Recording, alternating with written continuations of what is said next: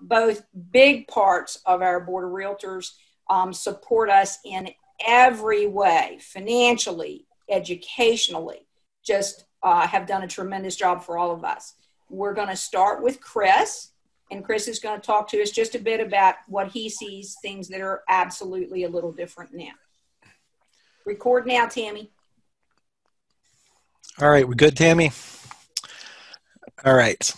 So, I'm going to focus on, Dave and I kind of talked ahead of time. And one of the things that, if you were to ask what is the biggest difference that we in our office are experiencing, it is the use of video conferencing to do closings. And I'll just tell you guys, every single closing we're doing is actually through video conferencing. And it has been that way since Governor Justice allowed us to do that, which was middle of March. I don't know the exact date. But as you know, you may or may not know, notary rules require by law that you sit face-to-face either and see the signature or have someone acknowledge it face-to-face. So someone could sign it ahead of time and then they acknowledge it. That still satisfies it. But given this whole idea of, we're trying to limit the amount of personal contact, and I'll give him credit. Governor Justice was quick, at least his office was, to identify across the board professions where there were face-to-face requirements and alleviate them. And the notary was one of them. So that opened up this idea of, conducting remote closings. Now, when I say remote closings, a lot of you are probably thinking, well, people aren't leaving their houses and they're sitting in their houses and signing. Overwhelmingly, that's not what we're doing. Actually, what we're doing is they come into our office and it's from a very long distance, have them sit down, and then I come in my office here with the headset on, and from 25 feet away with multiple walls between us, conduct the closing like that. And it works really well, and people are appreciative of it for the most part. I haven't had anybody complain about it. I've had a lot of people say that they appreciate it. It is a bit of a shock, though, I think, to a lot of people when they come in. At least it was in the beginning. I think now people are more and more getting used to it, especially if they have jobs where they're working from home. So they're used to Zoom meetings. It's no big deal to look at someone on the camera. But here's, that's just one way there that you can protect people. There's multiple ways you can protect people. And Dave and I have talked, Randy Conrad and I have talked, and everybody's employing really good techniques of keeping complete social distancing, because it seems like from the start it was, you could get it from a hand receiver, a gas pump, and all this other stuff.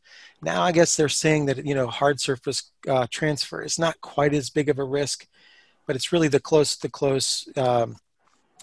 coughing, sneezing, and talking being the number one. And as you can tell, we do a lot of talking and we do it in close proximity. So what I'm trying to say is I think a lot of offices are doing it, and we all can do it differently and achieve exactly the same result, which is to protect people. But what I think as agents, what should be expected is to expect the unexpected, because we really don't know where this is going. I mean, we could get to a couple more months and it could all be for in the past, or we could be looking at a new uptick. And we definitely don't want to get into that kind of situation. So we're cautious. Everybody's cautious about it, I believe. I guess I don't want to take what Dave's going to say, because he's got some really good points on where we don't want to end up. And having talked to him, I already know what he's going to say about some of that, so I'm not going to steal his thunder. But back on the remote notarization part, a couple things that if you can relay this to people, and that is, it is permitted, it is totally legal, what we're doing. The governor issued an order, and then also it was followed up by some code of state regulation rules that very set forth the definitions on how we have to do this. It has to be recorded. They have to hold up their driver's license. We have to go through all these other steps, and then I literally have to take every one of these videos, label it, and back it up on an external hard drive on a daily basis. But one of the big things is if it's got to be, the person's got to be sitting in the state of West Virginia for a notary to do that. If they're in Maryland, I can still do it because you have to have a special license that I did get. But the problem is the title insurance companies won't accept that. So when you hear remote closings, if someone's in Florida, I'm not going to be able to do that. If they're in Maryland, I'm not going to be able to do it. Virginia. So I can't cross the state lines. I can by law, but I can't by the title insurance rules, which are just as important as anything else. So that's pretty much all I have to say. So I don't know if we want to go straight to Dave talking or open it up for questions. Let's head to Dave. Okay, Dave, you're up.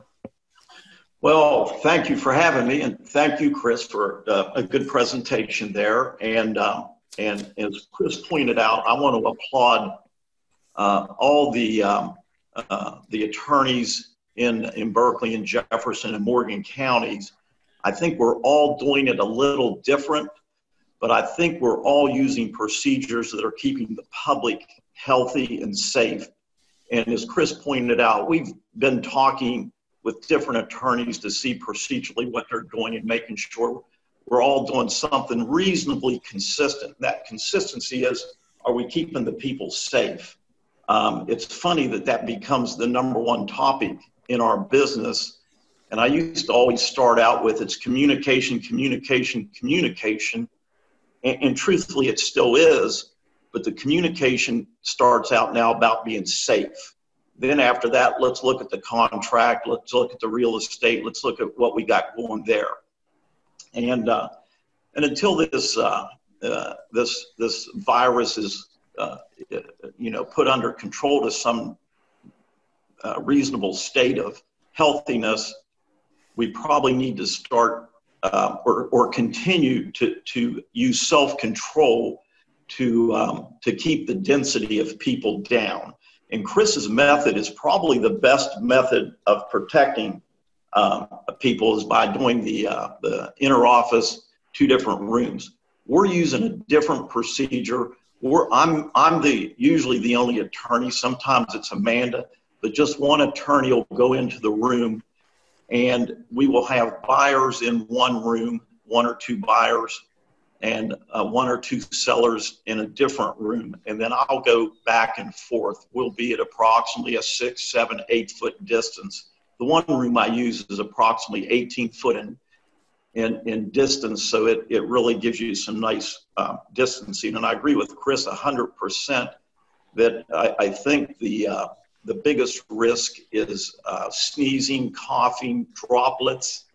And so kind of to go back when this first started, and I think what Chris said, it was like March 22nd, it was a Sunday, I think, that the governor was going to address us and say, this is what we can and can't do. And Rick and Amanda and I were in the office because we knew from some information Rick had that there was going to be this topic.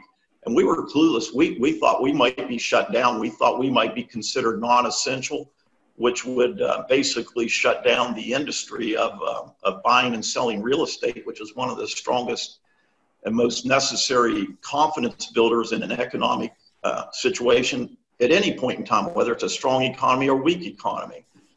And so we were tickled when the governor and the president both felt that we were essential employees or workers. And as such, we also wanted to adhere to some of the thoughts that they've had. And so in our rooms, it looks like kind of like a restaurant where you have 1 or 2 seats at the table and the rest of them are, pushed so you can't sit down at them. I do all my closings standing up so I can keep my distance substantially better and still get the paperwork shuffled around. The communication part's still critical. I've found, and I applaud the realtor community. I think they've jumped right in and they haven't missed a beat. They've communicated in ways sometimes that it's different, but I think I'm getting substantially what we need to march on. I know sometimes we get the walkthrough at the closing, and then I can carry it from one room to the other room to get it executed. Sometimes I'm moving keys from one room to the other room, and even questions that the buyer may have from the seller, I'm able to communicate back and forth by doing this little trip back and forth from 2 different rooms. Of course, it's sanitary material that we're using now. and cleansing the rooms immediately after every closing. You know, some of the differences in the old days, if the closing was going slow, I've got 4 different conference rooms I can use. Our policy is now is 1 closing at a time, and therefore I don't have more than 2, 3, or 4 people outside our employees that are in the office for a 6-week period. For a 6-week period, we went half staff when the density level was proclaimed by the governor, wanting no more than 2 people per 1,000 square foot. So we went to a half staff where half would be off for 5 days and then flip-flop that, and they would get 9 straight days off, the 2 weekends plus the 5. That way you could tell if somebody was, you know, possibly having a fever or feeling sick or something of that nature. And again, the goal that Chris has, I have, Tasha has, Randy Conrad has, Kate Ridgway has, Steve Kirshner, Steve Mathias, and everybody's doing a wonderful job at it, is to get the same product that you guys expect and get it done safely. Unfortunately, we can't do that in a community setting right now. Margie and I spoke maybe a week ago, and right now the room I'm sitting in is probably 12 by 4 or 5. And there's times we've put, you know, 10, 11 people in here, and that's just like being in a subway or an airplane. And what happens, and you guys know it, you've all been here, then in Chris's, same thing happens. I'm conducting the closing, a little conversation picks up with the loan officer or somebody, and that's okay, that's natural. But now you've got 3 or 4 people talking, and there's going to be a lot of droplets, and there's going to be a lot of stuff going around. So kind of my thinking, and I think it's probably pretty consistent. And let me say something too. And Morgan knows I get off on all these different subjects when I get to talking, but there's always exceptions to rules. So Chris and I both have rules that we want, policies and rules we try to adhere to. But I can tell you last night after, maybe it was, I talked to Margie yesterday. Last night, so my policy is 2 or 3 people at a time. I got a family comes in, they bring 4 kids and them. Okay, so I got 6 people. I can't just look at them and say, get out. And I've got the big conference room, and I said, look, you guys live under the same roof. You're in the same household. If you're comfortable, I'll put you in that room. Not my policy, but for that special one time, I'm going to do it. Those things happen in life, and you have to make choices that keep people sane and keep some sort of peace within the community. Chris can probably attest to this. I've had closings where people come in, they'll sit down. I've got a 7-foot distance. We put 2 ink pens or 3 ink pens, no, 2 ink pens right now at the one end of the table that have never been touched, never been used, and ask the people to take them with them. And I've had people roll their eyes at me and say, really, you have to be this cautious? And my response is, my job is to get you to the finish line. And guess what? We're going to get to the finish line. We're going to get there peacefully. We're going to get you the product you wanted, but we're going to do it at a standard that makes the most worried person comfortable. So a lot of this stuff is psychological, and you just don't want to kick people out of your office when they show up unless there really is something that's, that, you know, if I get about 6 people wanting to come in here and none of them are related, then I'm going to have to lay the law down. But again, Chris and I and Tasha or whoever else is going to run into situations where you have to change the policy for a short period of time just to keep peace, just to keep a pleasant nature to who we are. We need to be known as people that are peacemakers as well as health conscious people as well. And I applaud everybody too, as awkward as this has been, since March 22nd or before, I have not found any situation that's really got out of control. And I know it's harder when you're not, because Margie and I talked about this, the realtor position here sometimes is really critical to ease a question, to ease a problem. Their eyeball to eyeball contact can be critical. If there's anybody that should be in the room besides Chris or myself, would be the realtor. That's the primary person. then the number two after that would be a banker, but banker information, we can do that through a phone call if necessary, where sometimes the eyeball contact on a tough situation is critical. And we just don't have that now. And then that means the job's on my shoulders and Chris's shoulders. If we sense something like that, we're going to reach out to you guys and say, here's what's up, what can we do? But so far, my experience has been buyers have been happy, sellers have been happy, realtors been happy, bankers seem to be happy. And I applaud the bankers too. I mean, really everybody, I mean, this thing came on to us rather quick. I mean, we knew it was happening in China, and you heard a little chatter here and there, but I'm going to tell you what, I was up at a West Virginia basketball game on March 3rd or 4th when the kids stormed the court, and 3 days later, everybody's saying you need social distancing. I looked back and thought, man, we had 15,000 people hugging and kissing that day. So this came on us quick, and I applaud the whole profession that we were able to adapt to it so quickly. And I'm sure, Chris, on that March 22nd, when Governor Justice was going to speak, like I said, Rick, Amanda, and I was in here scratching our heads saying, how are we going to get prepared to do this? We were getting a plan and a policy together right then. And I know Chris was, because Chris and Amanda were emailing back and forth. And I think Randy might have been part of that email saying, what are you guys going to do? What are you going to do? And we came out consistently with a plan that we want to keep business going, but we're going to keep it going safely. Now, we take that to the next step.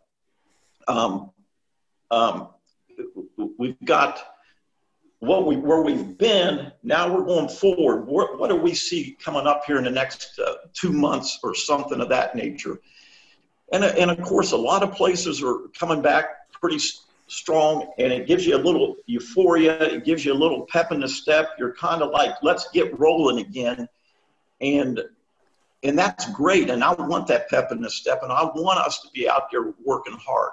But on the same token, we don't want to be the place that sparked another fire.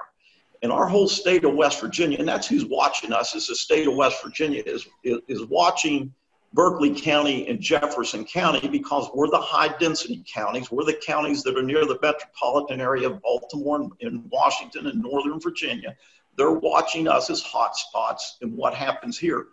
And I think when these people in Charleston and Morgantown and whatnot see us operating and closing deals and getting houses sold and doing it in a way that continues to promote business and doing it safely is going to send high marks for us. And we don't want a fire to start over here, and then all of a sudden the governor's like, okay, guys, we could have done better than this. We want to be better before we're asked to be better. And then that's going to require, I think, some self-control, some self-discipline. Freedom is only there if you have self-control and self-discipline. And we want to be free, but we need to do it on our own terms, not make the government require us to do something. And so I think, again, each one of us are going to do it a little bit different, and there's nothing wrong. We all should be doing things a little different. We're unique individuals. We have our own talents, and we bring something all different to the table. But I think as a body of people, as a corporate body of people, if we can all work together to say, let's kind of do it the way we've been doing it for the last 2 months. Let's try to do that for the next 6 weeks or 2 months. Revisit this then and see if the virus is the same, if it's getting lighter, is there been any hot spots, and try to approach it that way. And there could be, I had a closing where I was expecting the seller was a builder. He came in early and signed, and Chris can tell you this too. A lot of our people are coming in at staggered times, which is kind of nice too. So the builder came in early, the buyers came in. I'm expecting 2 people to have 3 people with them. I said, hey, I can only take 2 back. The other one says, well, I'm their attorney from Northern Virginia. I'm like, okay, come on in. There's not much I could do. I mean, I could have taken a hard approach, but I looked at him. If you're safe with her, you're good with her. I'm still going to keep my 7-foot distance from you all. Are you good? And we did. We went in the big room together, and when it was over, the lawyer from Northern Virginia said, man, you guys know how to do things correctly here. If I would have kicked her out and said, don't come into my office, her perception of our Eastern Panhandle would have been different. It wasn't a perfect way to do it, but it was the circumstance at that moment as to how to do it. And again, Chris has run into that. I'm running into it, but I can assure you guys, your buyers and your sellers are getting the royal treatment from Chris Luttrell. They're getting the royal treatment from me, and they're getting the royal treatment for whatever law firm you guys are taking them to or wherever they're going to in the Berkeley, Jefferson, and Morgan County. I know how our bar people are working, and I'm very proud of our bar and everybody. And again, I'm happy, really, as a body of people, it's very pleasing to see how self-disciplined we've been and yet been able to orchestrate as if we don't miss a beat. So, and Chris touched on the remote notary thing. It's going to be the future. It's absolutely going to be coming. Chris is probably the foremost expert on it and in the area right now. And in a year or two, you're going to see more and more of it. There are already states that have adopted statutes that allow for remote notaries, and that's going to come about, and that's going to be a good thing as we get it. It's going to help people. We don't want it to replace face-to-face meetings, but there's necessities where it really comes in handy. For example, if your husband's deployed to Iraq, and you have to send the deed over there, and sometimes you have to go to the U.S. consulate to get it signed. Chris Luttrell will tell you more than anybody, that's a pain in the old Ketas for us lawyers. And guess what? That remote notary is eligible to do that once we pass that particular statute. Right now we have the emergency statute, but that just works for inside the state like Chris is using it for right now. And it's become a very good thing, though. And we're going to march that way, I'm sure, in the future. So I think you guys probably have evaporated more time than necessary. And anybody that's sleeping, it's time to wake up. No worries. One thing that I did forget to say, I wanted to let everybody know that Tasha Catro was going to participate with us today. But she got with me early this morning and said, "Oh my goodness, I can't get away. I have too many things going on closing wise today." She does send her apologies, and she said, "I'm so sorry. I will certainly meet with you guys the next time, but today, just at the last second, could not work out." So she did want you guys to know that. Well, hey, Margie, if I can say something too, and Chris and I talked about this the other day, and absolutely, Chris and I both know where Tosh is coming from. This morning I'm looking around. Chris and I talked early this morning. I'm like, where do I go next? But one thing Chris and I talked about, and it's really, really different because we can't have more than one closing at a time. Chris can't get more than one in there. I can't get more than one. We have to stretch the day. You have to get more 8 hours in an 8-hour day, which means you stretch the day. Chris is coming in and doing closings sometimes 6, 7 in the morning, and he'll be there till 7 or 8 at night. Same thing for Rick and Amanda and I. We're stretching the day, and it's funny when he and I talked the other day. He was saying, "Man, I was here at 6 and out at 8." What he's doing is a mirror image of what we're doing, and vice versa. We experience the same things, and when we talk, it's almost like it's good to know we do things the same way. Oh, for sure. Sorry. All right, I'll zip it for a while. Okay, questions? Anybody want to hold their hand up? You must want to know something else. Look at this. They're quiet today. Not all at once. They could actually unmute themselves too, because I don't see a hand thing, or they could type it in the chat. Okay, guys, if you want. Okay, Tina's got something. So do the two of you see in the possible foreseeable future that we could be present via FaceTime or Zoom in the closing just to kind of be there with our buyers? I can answer that. We actually can do that already, okay?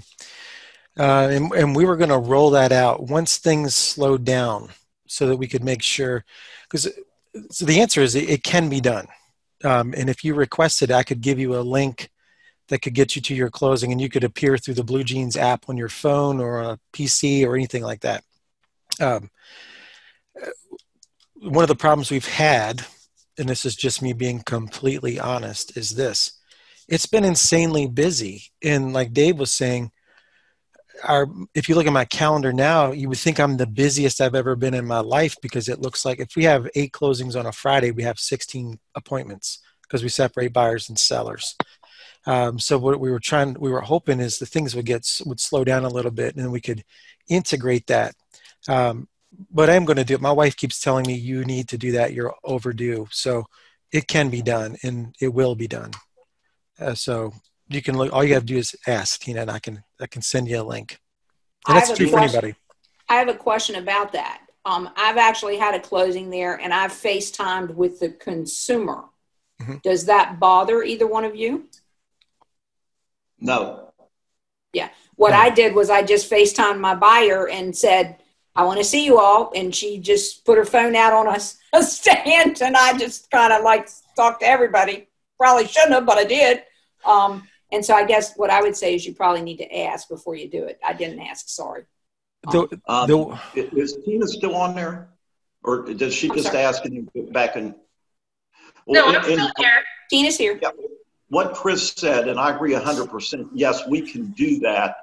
The issue, if we start doing it and we start getting a lot of viewers, in other words, parents, grandparents, other people that want to be part of it, we do have to keep a pep in our step, because if we schedule another closing for, say, an hour later, we've got to get the people done, get them out the door, re-clean the rooms, let the rooms get freshened up, and then bring in the next set of people.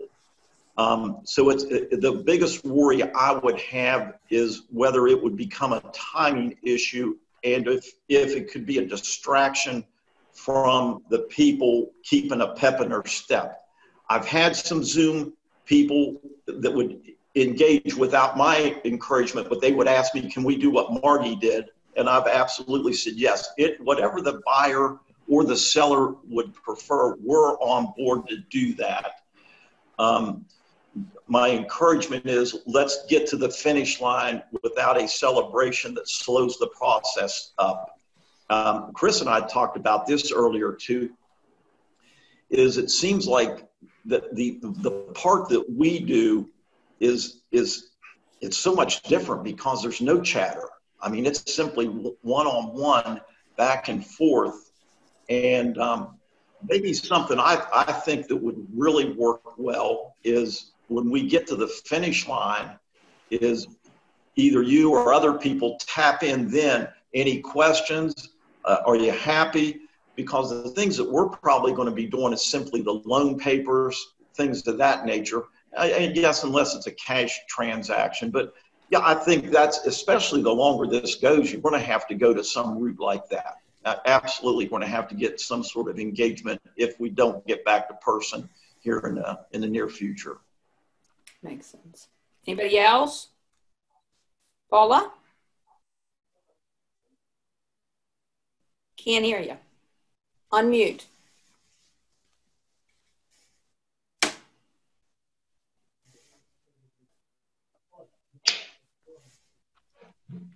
You're good. Hold on. You're good. Okay, I got it. Got it? Can you hear me? Can hear you. Okay, great. First of all, I want to say that really to Dave and Chris, who have both worked really well with our team, what we have done, Adam has attended most of the closings. I haven't really been out to attend any, but I did attend one that was for my own sale in Dave's office. It was Greg and I and Dave, and done very, very by the book. And that was early on. That was in May. That was in early May. But Adam goes and sits in the parking lot while his client is in the closing, so that he's there if they have a question or need him, or he's there to greet them when they come or go. Dave has also been great at having his runner will hand deliver our commission checks to us, which I thought was really going above and beyond. Chris has mailed ours. We received one from Chris's office yesterday. I'm actually very impressed with the whole procedure, and by sending us all, obviously the ALTAs in advance of the closing, we then have time to discuss everything with our client before they go into that office, so they know what to expect. So I've been pretty impressed. And like Tina, I'm one of these people that want to hug and kiss and give them a gift and thank you so much for your business. And when are we going to see each other again? But we're living in different times now for that. That's all. Hey, Paula, this is Dave. And you bring up a good point. I mean, I personally, if the agents can be in the parking lot or close by, and then when we disperse, whether, you know, you leave Chris's office, he's got a nice sized parking lot. We've got a decent sized one. Chris has less potholes than mine, so he's got a better safety factor out there. But that's always nice, and the people sometimes will be stretched out talking, buyers and sellers and agents all spread out talking and laughing together, and we're blessed that this is happening in the summertime and not in the middle of the winter time. Another point that Paula kind of brings up when she says parking lot, we have done closings where, and part of the communication is the sensitivity factor of our buyers or sellers. And indeed, if they do have a sensitivity factor and you guys recognize that and they can reach out to us, I've had several people that don't want to leave their car. And procedurally, we'll take the papers out and I'll set them on the hood of their car. I'll walk back to the sidewalk 20, 30 foot away. They get out of the car. They take the papers into their car, sign them, put them back on the hood of the car. I go out and take them off the hood of the car. And that's, you know, somebody that has a very, very big concern over this, and because they may have a weak immune system, they may be elderly, whatever the case is. I bet I've done at least 10 or more of those. We have a little tent sometimes we'll put up if it's bad weather for that same curbside service. So if you get a person that just doesn't even want to leave the confines of their car, we can still get them done. Chris can get them done. These people can give us any worrisome concern they have, and Chris and I will be able to figure out the solution and make them feel like they are well protected. And the reason why they'll feel that way is because they are well protected. And something I want to add too, make sure I got my microphone here, is you don't always know what your clients are thinking, and you can't always assume based on.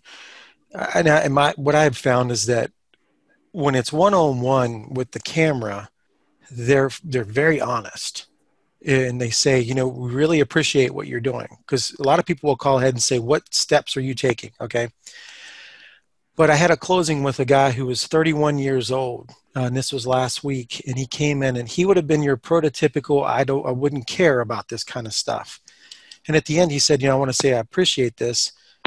I'm actually diagnosed with cancer and I'm undergoing chemotherapy right now.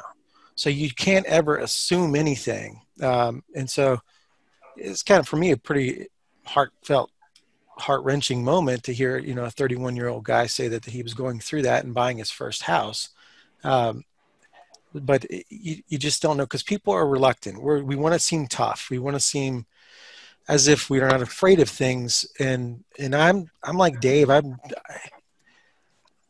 probably for wrong reasons. I'm 44 years old and pretty good health. My wife makes me run once a week at least and feeds me pretty well. So I'm probably in decent health. If forced to, I could probably still run 5 miles. It would hurt, but I could do it.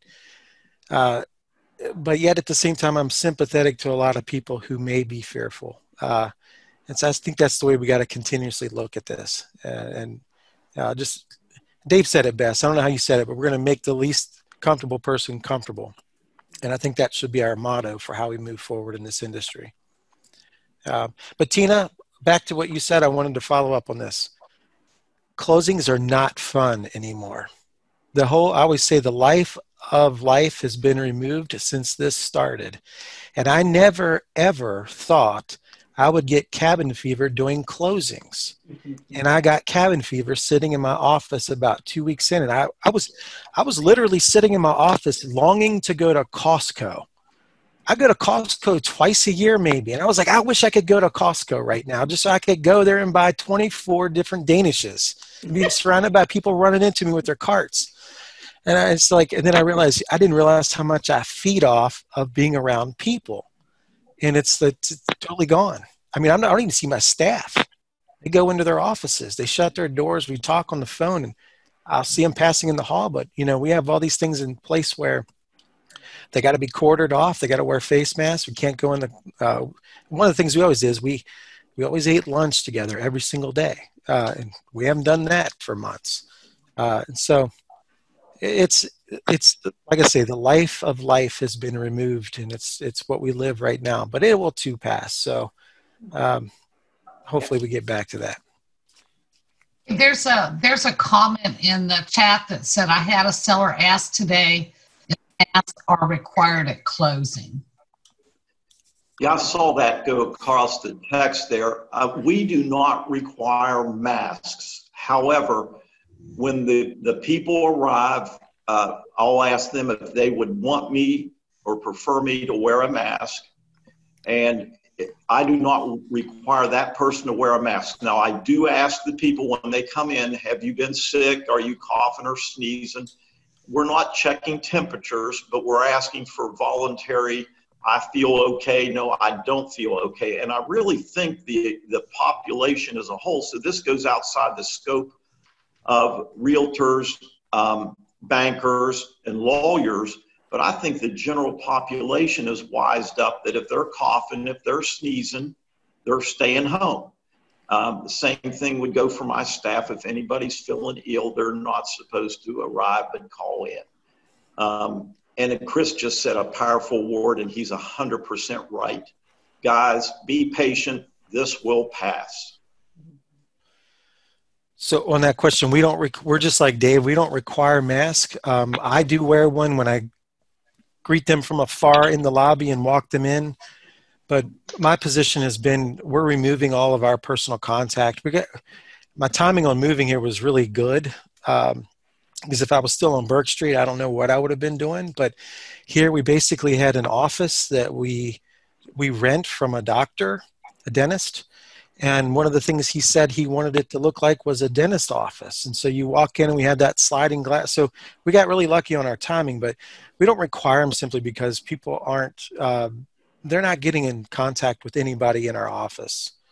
And then we have to, as Dave said, sanitize the room. It's when a friend of mine's father, Larry Ashton, Abe is a good friend of mine. I don't know if you know Abe or not, but his dad is pretty good with jokes. And he said, well, Chris, you probably never thought you'd become a movie producer and janitor at the same time, did you? I said, no, did not.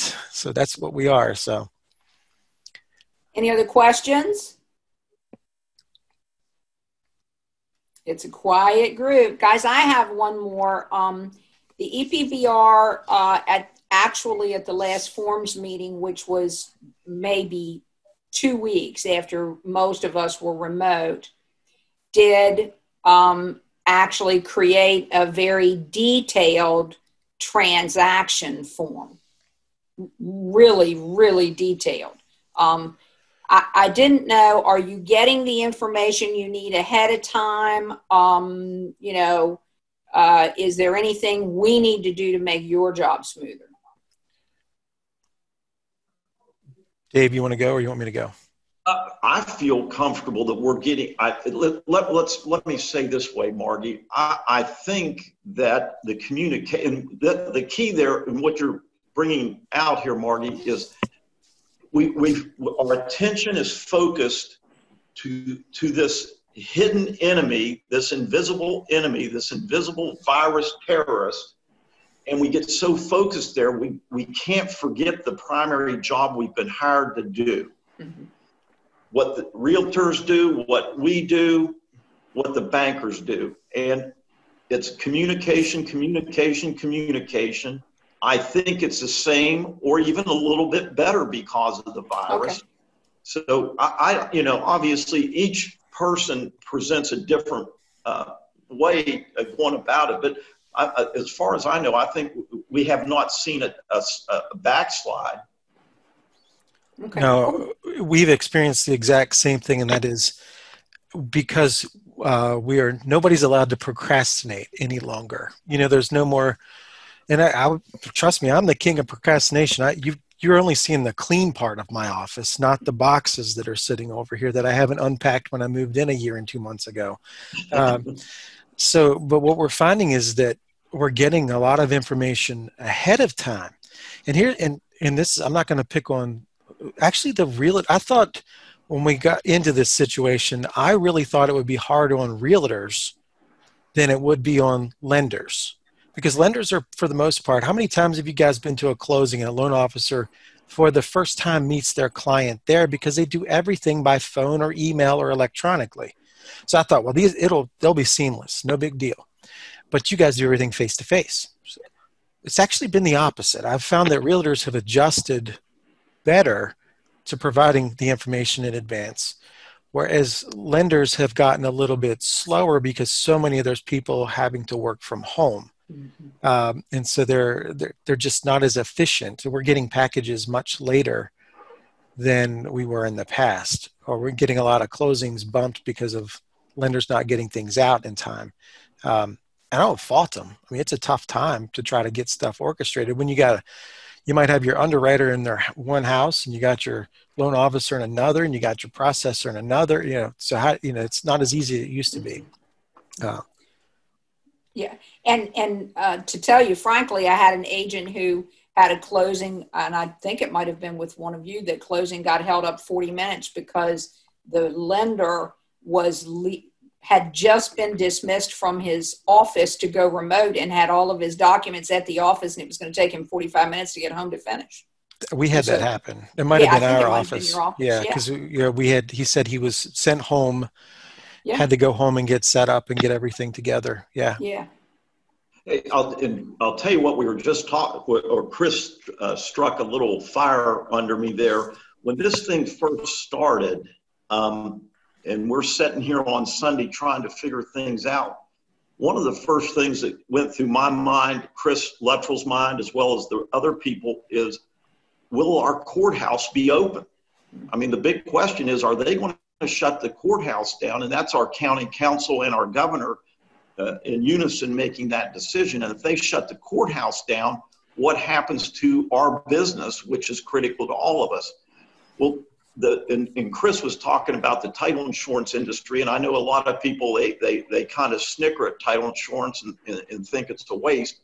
The title insurance industry immediately stood up and sent Chris and I, Randy Conrad, all the people that work in this business, a memo saying, we can continue to do closings even if the courthouse closes. Have the buyer and seller acknowledge that their documents might not be recorded, but as officers of the court, Chris and I, as being officers of the court, could hold those documents in our files, conduct a closing, disperse a loan, get you guys done, get the buyer and seller done, get what they wanted without a registration happening. That's not what we're supposed to do, but because of the unique situation, the title industry was willing to step up for you guys and for us. That's a hidden thing that you probably didn't know about. It made our life easy immediately. It took one burden off our shoulders. Other things that happened immediately was, will the fire board be open? Will the ambulance board be open? Will the tax office be able to give us the tax information we need? Can we get payoffs? And some of those have been sometimes struggles when people weren't working.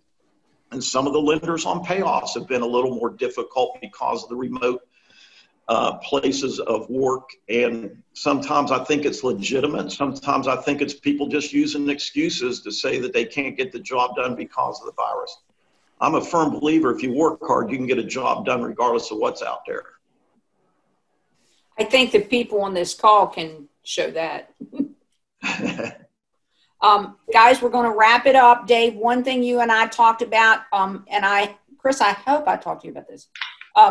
We had an auspicious idea at the beginning of the year that we would actually have some local legislators meet with the EPBR, and we were obviously wondering, what we should focus our voice to for legislation at the state and the national level. And Dave, you and I talked about something that obviously I know you want to bring up and I think is really appropriate.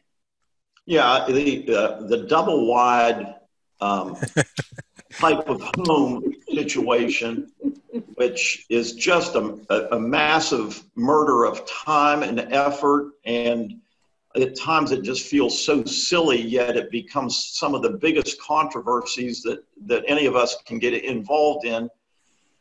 And I've talked to Charlie Trump, and Charlie's a wonderful senator. We're blessed to have Charlie representing this area. And any of you guys out there that sees Charlie, you need to shake his hand and thank him for what he does, because many people tried to get Rick to go to Charleston for many, many years. And Rick said, look, I can't go 5 hours away from Martinsburg and spend a lot of time. And that's a sacrifice that Charlie Trump does, and he does it for our community, and we've got to be thankful. But anyhow, I did talk to Charlie. He's busy. Probably somebody like Chris Luttrell, he's really good at writing legislation. Good. My thought was, and I've told Charlie, is if we can prove that the double wide has been taxed as real property for 5 consecutive years, and we can prove that there's no personal property tax bill for that particular unit in the county in which it's setting, then that should be prima facie evidence that they should surrender it without any other signatures, without any other requests. Pretty much an affidavit from an officer of the court like Chris or myself or any other licensed West Virginia lawyer. And basically what that does is relieves everyone from trying to find the title. Find the title, find people that have died 30 years ago, find lien holders that have disappeared. Chris, what do you think? I think there needs to be a change to it. And at one time, I don't know, 3-4 years ago, I actually had, it's funny you say that, I don't write legislation ever, but I did actually start looking at some way we could make it much easier where we could do this surrender through the county as opposed to the state. And so we're not dealing with the DMV. Hopefully nobody here has anybody that's working for the DMV, but it's almost like a mob mentality that, you know, they control this stuff. They're not going to let go of it. But Dave is right. I mean, we're dealing with some of these properties. They look like ranchers, and you can't tell that they're a double wide. And for me personally, as an attorney, a real estate attorney, my biggest gotcha moments where I've made title mistakes have been on properties where I had no idea that it's a double wide, and nobody ever told us that it was until they go and foreclose on it 5 years later. And then I'm getting threats of title claims, and we're calling Dave's office and saying, give us some backdoor information at the DMV, please, so we can get that person who can help us out and get those titles. And he, you know, they always help us out, but it's a pain. And I know for you agents, if you've ever had one of those, it's almost like a short sale. You remember those things, right? Yeah. There's nothing short about them. They take forever. Double wides can take forever because you can never find titles, and you got to surrender them. You got to do all this other stuff. But I think that's an absolute must. That's why if you saw me, I was clapping when you said that, Dave. The other thing that obviously you've both touched on is the remote notary, obviously continuance of that. I think both of those things need to be legislation that certainly we can get behind. Last call for questions. Go ahead, Dave.